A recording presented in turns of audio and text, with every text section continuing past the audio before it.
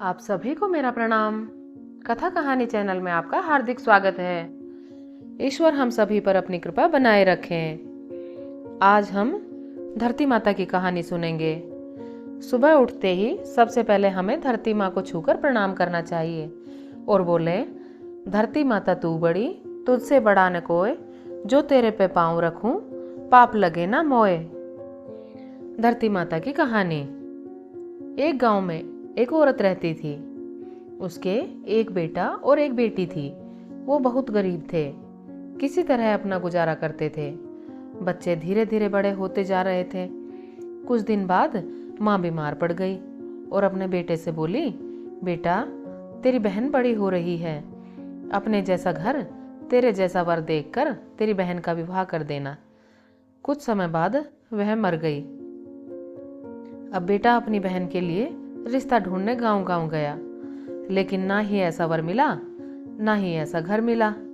उसने सोचा, माँ ने कहा जैसा घर भी यही है और वर भी मैं ही हूँ, क्यों ना मैं ही अपनी बहन से शादी कर लूँ। वो बाजार जाकर चुंदड़ी और शादी का सामान ले आया। बहन ने पूछा, ये क्या है? भाई बोला, तेरी शादी का सामान है। बहन बोली, मेरी शादी किसके साथ हो रही है? भाई ने कोई जवाब नहीं दिया। अब गांव वाले बोले, तेरा भाई तेरे साथ शादी कर रहा है। उसने चुंदड़ी उठाई, एक लोटा पानी का लिया, चप्पल पहनी और जंगल में चली गई। जंगल में गाय चराने वाले ग्वाले मिले। बोले, कहाँ जा रही है? उसने कोई जवाब नहीं दिया। आगे जाकर उसने एक पत्थर पर चुंदड़ी लोटा रख दिया, चप्पल उतारी और हाथ जोड़कर खड़ी हो गई। धरती माता को प्रणाम करके बोली, धरती माता आज मेरी लाज बचा लो। धरती माता फट गई। लड़की धरती में समाने लगी। इतने में भाई ढूंढता हुआ आया। जंगल की तरफ गया, ग्वालों से पूछा, तुमने मेरी बहन को देखा? वो बोले, हाँ उधर गई है। लड़का भागकर जंगल के अंदर गया। देखता है एक पत्थर के ऊपर चुंदड़ी लोटा रखा है, चप्पल पड़ी है। बहन धरती में समा रही है।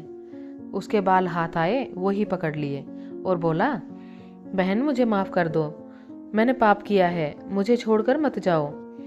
बहन धरती में समा गई। बाल भाई के हाथ में रह गए, उनकी दूब बन गई। हे धरती माता, उस लड़की की लाज बचाई, वैसे ही सबकी लाज रखना। कहते सुनते हुंकारा भरने वाले की भी सभी की लाज रखना। धरती माता की जय। धरती माँ को हमें साफ सुथरा रखना चाहिए। यहाँ वहाँ कूड़ा कचरा ना फेंकें, नदी नालों को साफ रखें, उनमें गंदगी ना बहाएं, पेड़ों की कटाई ना करें, ज़्यादा से ज़्यादा पेड़ लगाएं। हमारी धरती माँ बहुत सुंदर है, हमें जीविका के लिए जो चाहिए वो सब देती है। हमारा भी कर्तव्य है कि हम धरती माँ की रक्षा करें। पेड़ों से हमें शुद्ध वायु मिलती है। धरती माँ की कहानी सुनने वाले या सुनाने वाले को कम से कम 2 पेड़ जरूर लगाने चाहिए। यह हमारे लिए और हमारे बच्चों के लिए बहुत जरूरी है।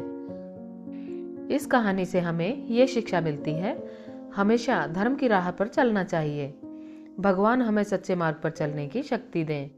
अगले कथा सत्र में हम फिर मिलेंगे। राधे राधे, जय श्री कृष्ण। हमारी कथा कहानी सुनने के लिए आपका बहुत बहुत धन्यवाद।